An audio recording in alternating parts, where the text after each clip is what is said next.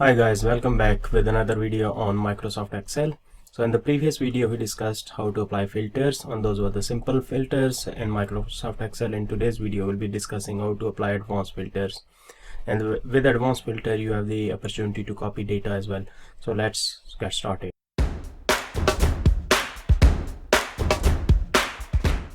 So this is our inventory data sheet where we've got product inventory, description, location and quantity.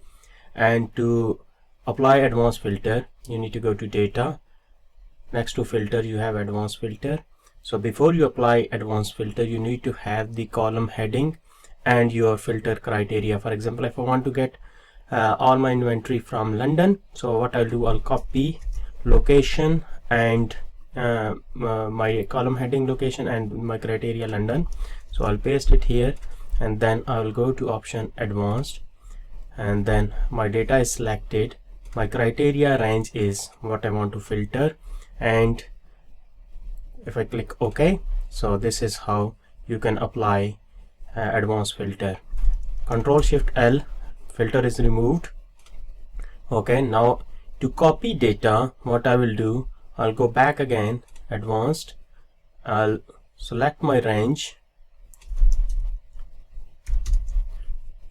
and then I'm going to select my criteria, which is already this one, L1 to L2, and then I want to copy this one next to my criteria. So when I click OK, so you can see all my London data is here.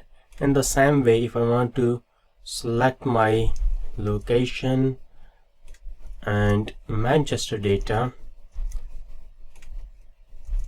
and if I apply another filter, advanced, and then I'm going to change my criteria to this one and copy my results here.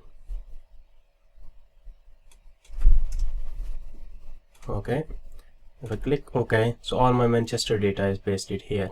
So in this way this is how you can filter, select your data, copy and paste it.